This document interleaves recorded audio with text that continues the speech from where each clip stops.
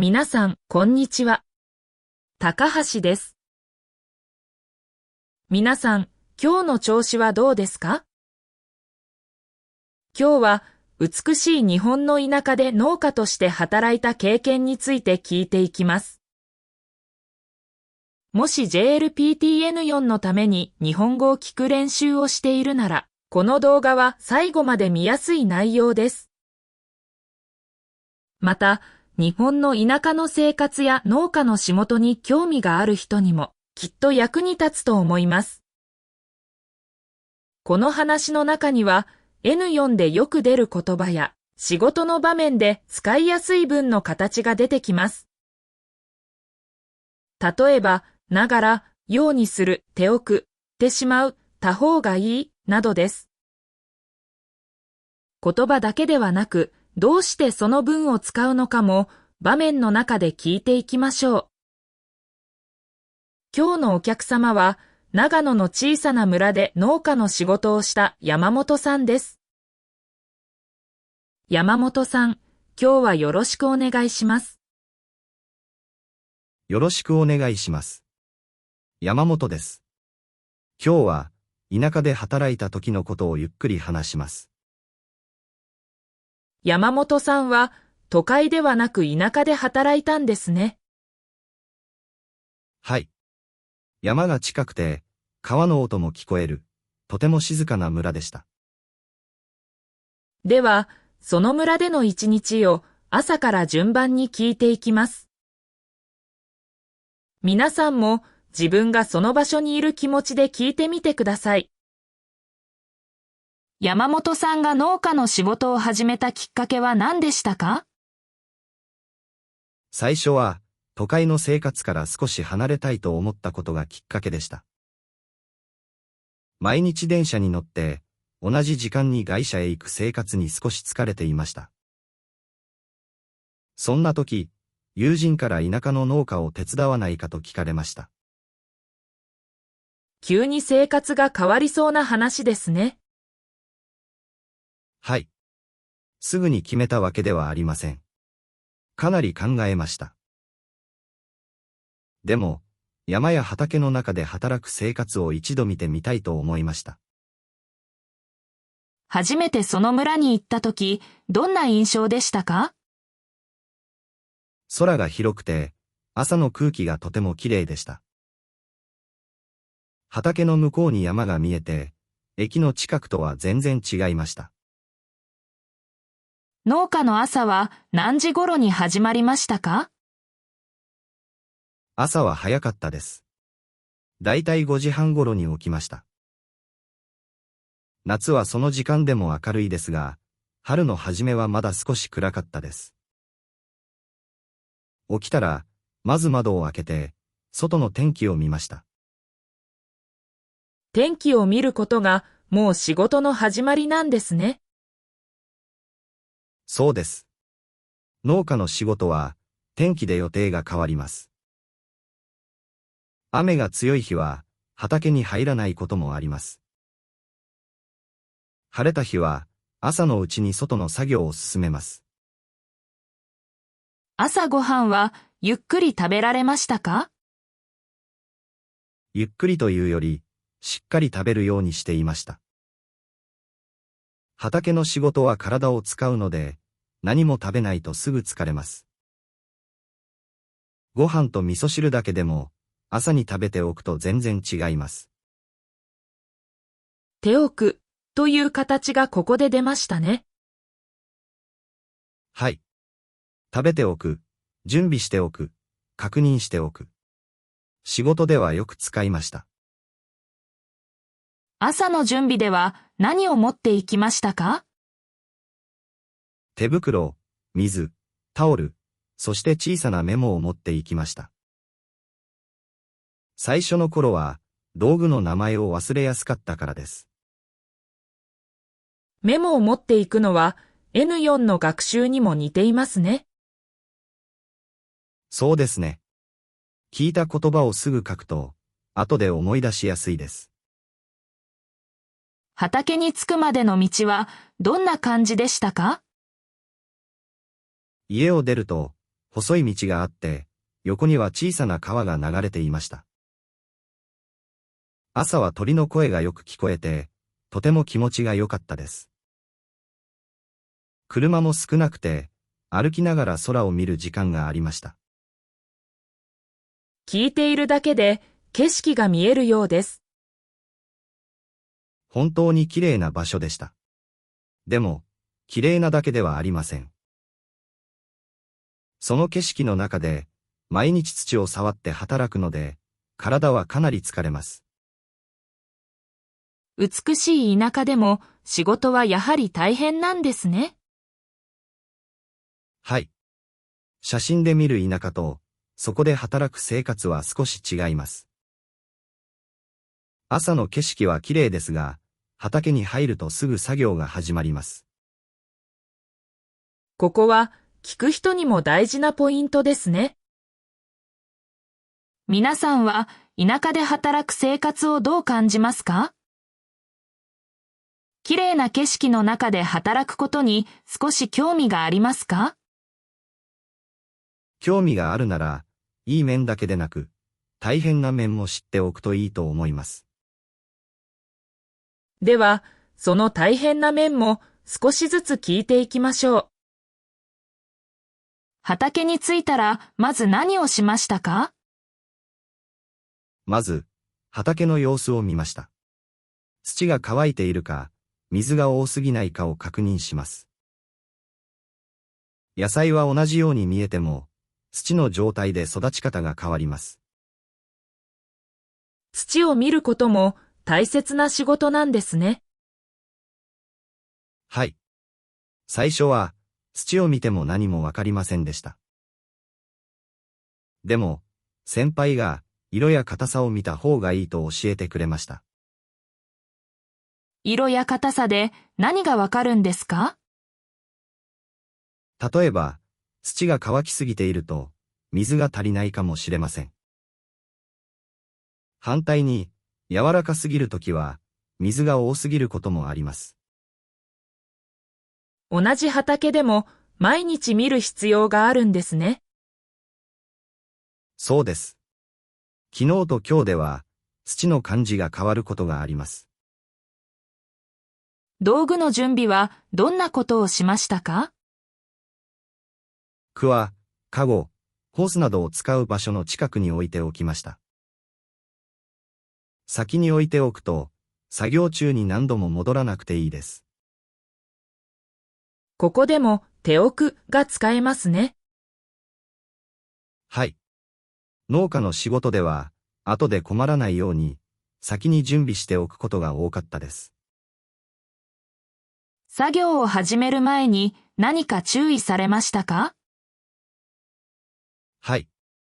足元をよく見てください、とよく言われました。畑は平らに見えても、石や小さな穴があります。景色が綺麗でも足元は気をつけないといけませんね。その通りです。下を見ながら、周りも見る必要があります。野菜を植える作業についても聞かせてください。苗を植える日は、朝から少し緊張しました。苗は小さくて弱いので、強く持つと傷んでしまいます。優しく扱う必要があるんですね。はい。片手で苗を持ちながら、もう一つの手で土をかけます。この、ながらの形は、仕事の説明でよく使えます。例えば、他にはどんな文がありますか？水を見ながら歩きます。先輩の説明を聞きながら作業します。でも、二つのことを同時にするので、最初は少し難しいです。N4 の文法でも実際の仕事を説明できますね。そうです。難しい言葉を使わなくても、場面があれば伝わります。苗を植えるとき、一番気をつけたことは何ですか？深さです。深すぎても、浅すぎてもよくありません。先輩に、このくらいの深さがいいよ、と何度も教えてもらいました。このくらいという表現も仕事でよく聞きそうです。はい。大きさや長さを言うときに、とても便利です。植えた後はすぐに水をあげますか？天気や土の状態によります。すぐ水をあげる日もあります。でも、水をあげすぎると良くないので、量を確認します。やりすぎないことも大切なんですね。はい。農家の仕事は、多ければいい、早ければいい、だけではありません。植える作業で失敗したことはありますか？あります。最初の頃、苗を少し強く持ってしまいました。それで、葉が少し折れてしまいました。てしまうの形がここで出ますね。はい。折れてしまいました、落としてしまいました、忘れてしまいました、などです。失敗した時の気持ちもこの形で表せますね。植えた後の世話ではどんな作業がありますか？水をあげたり、草を取ったり、虫がいないか見たりします。草取りは、思ったより大変でした。どうしてですか？同じ姿勢で長い時間しゃがむので、足と腰が疲れます。それに、野菜の近くの草は、野菜を傷つけないように取らなければなりません。速さより丁寧さが必要ですね。はい。急いで草を取ると、野菜まで一緒に抜いてしまうことがあります。それはかなり困りますね。本当に困ります。だから、草取りの時は、手元をよく見ます。虫を見るのは怖くなかったですか？最初は少し苦手でした。でも、だんだん慣れました。虫が多い時は、早めに先輩へ知らせます。小さい問題でも、早く行った方がいいです。た方がいい、燃えぬ読んで大切な形ですね。はい。早く聞いた方がいい、無理しない方がいい、など、仕事でよく使います。雨の日はどんな仕事になりましたか？強い雨の日は、外の作業を少なくしました。その代わりに、倉庫で道具を直したり、箱を準備したりしました。天気に合わせて作業を変えるんですね。そうです。天気と喧嘩しても勝てません。ここまで聞いている皆さんはどう感じますか？美しい村で働くことは楽しそうですか？それとも体力が大変そうだと思いますか？どちらも本当だと思います。楽しい日もありますし、かなり疲れる日もあります。その両方を知ると仕事のイメージがもっとはっきりしますね。晴れの日で一番大変だったことは何ですか？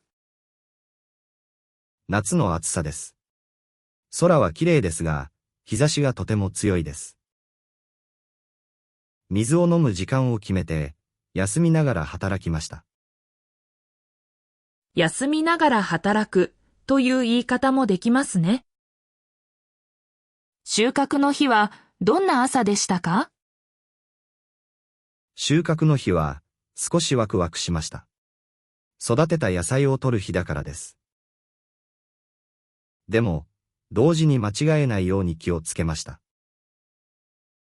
どんな間違いが起きやすいですか？まだ小さい野菜を取ってしまうことがあります。反対に、取った方がいい野菜を残してしまうこともあります。見分ける力が必要なんですね。はい。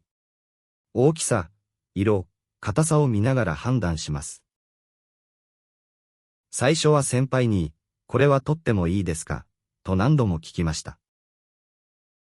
確認しながら覚えていったんですね。はい。見るだけではわからないことも、聞くと少しずつわかります。収穫した野菜は、その後どうしましたか？カゴに入れて、軽トラックまで運びました。カゴが重くなりすぎないように、入れる量を考えます。無理をしないようにすることも大切ですね。はい。腰を痛めないように、持ち方にも気をつけます。収穫の時、嬉しかった瞬間はありましたか？ありました。大きく育った野菜を見たときは、本当に嬉しかったです。自分が毎日水をあげた野菜だと思うと、少し特別に感じました。ただの野菜ではなく、時間をかけて育てたものなんですね。そうです。だから、食べ物を前より大切に考えるようになりました。取った野菜を食べることもありましたか？はい。仕事の後で、みんなで食べたことがあります。新しい野菜は、味がはっきりしていて、とても美味しかったです。働いた後に食べると、もっと美味しく感じそうです。収穫の後は、すぐに出荷しますか？すぐではありません。まず、野菜を分ける作業があります。大きさや形を見て、同じくらいのものを集めます。傷があるものは、別の場所に置きます。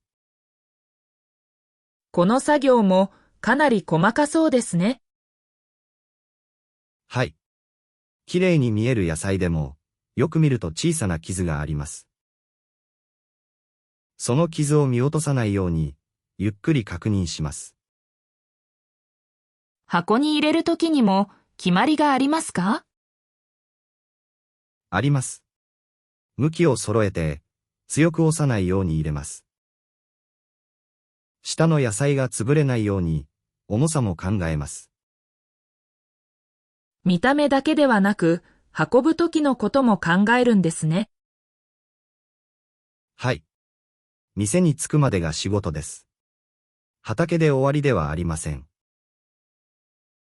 出荷する前に、どんな確認をしますか？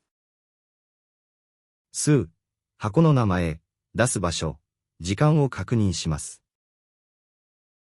間違えると、違う場所へ行ってしまうことがあります。ここでも、てしまうが使えますね。はい。送ってしまう、置いてしまう、忘れてしまう、などは仕事でよく聞きます。小さいミスでも、後で大きくなることがありますね。そうです。だから最後の確認は、とても大切でした。村の人たちとの関係はどうでしたか？とても温かかったです。最初は緊張しましたが、みんなよく声をかけてくれました。朝、畑に行く途中で、おはよう、と言われるだけで安心しました。小さな挨拶が心を軽くしてくれるんですね。はい。田舎では、人との距離が近いと感じました。その近さが大変だと感じることはありましたか？少しありました。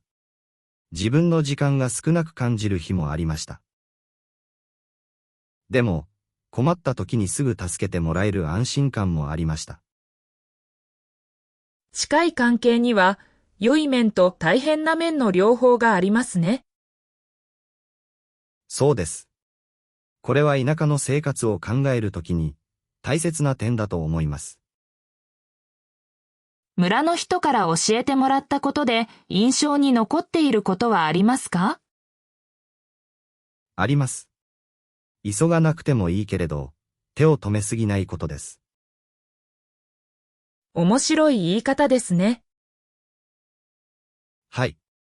ゆっくりでも少しずつ進めることが大切だという意味でした。日本語の言葉としても、仕事の考え方としても覚えたいですね。そうですね。田舎では言葉が短くても意味が深いことがありました。休みの日はどんな風に過ごしましたか？近くの川まで歩いたり、小さな店で野菜を買ったりしました。休みの日でも畑を見ると、つい野菜のことを考えてしまいました。仕事が生活の中に入ってきた感じですね。季節によって仕事はどう変わりましたか？春は苗を植える準備が多く、夏は水やりと草取りが多かったです。秋は収穫が多く、冬は道具を直したり、来年の準備をしたりしました。一年の流れがそのまま仕事の流れになるんですね。はい。会社の仕事とは、時間の感じ方が少し違いました。カレンダーだけではなく、空や土や風を見て、季節を感じました。一番好きだった季節はいつですか？秋です。空が高く見えて、収穫も多かったからです。夕方、山の色が少し変わる時間が本当に綺麗でした。その景色は動画の背景にもしたくなりますね。はい。見るだけなら静かですが、その下ではみんなが働いています。美しさと仕事の大変さが同じ場所にあるんですね。その通りです。そこが田舎で働く面白さだと思います。冬は仕事が少なくなりましたか？外の仕事は少なくなりましたが、準備の仕事はありました。道具を見たり、畑の計画を考えたり、次の季節のために動きます。この経験は日本語の勉強にも役に立ちましたか？役に立ちました。特に、短い指示を聞く力がつきました。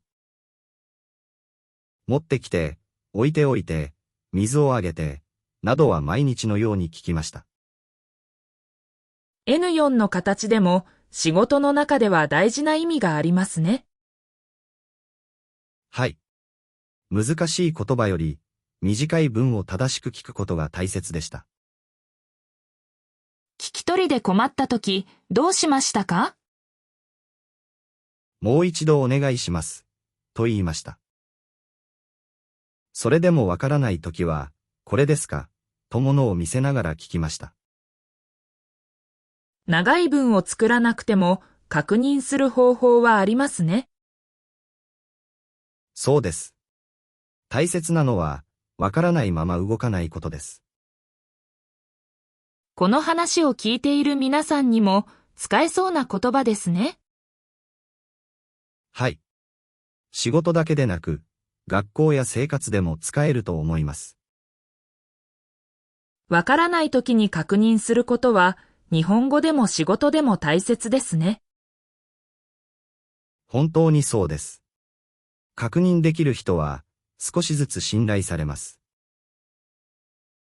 最後に、これから田舎で働いてみたい人へ何を伝えたいですか？綺麗な景色だけを見て決めない方がいいです。でも、体を使って働くことが好きなら、とてもいい経験になると思います。朝の空気、土の匂い、収穫の嬉しさは、都会ではなかなか感じられません。とてもいい言葉ですね。皆さんなら田舎で働く前に何を知りたいですか？私なら、仕事の時間と休み方を先に聞きたいです。景色だけではわからないことが、たくさんあるからです。そういう質問も仕事を考えるときにとても大切ですね。皆さん、今日の話はどうでしたか？美しい田舎で働くことは、景色がきれいなだけではなく、毎日の準備や確認も大切だとわかりました。今日出てきた言葉では、畑、苗、草取り、収穫、出荷、確認などが大切でした。文の形では、ながら、手送ってしまう、た方がいいようにする、などが出てきました。もし聞いていて、まだわかりにくい言葉や文の形があれば、コメントに書いてください。次の動画では、そういう言葉も少しずつ拾っていきます。田舎の仕事は大変ですが、学べることもたくさんあります。今日の話が、皆さんの日本語の練習や、仕事を考えるヒントになれば嬉しいです。疲れているときは、短い部分だけでも聞き直してみてください。今日も最後まで聞いてくださってありがとうございました。それでは次の日本語の時間でまた会いましょう。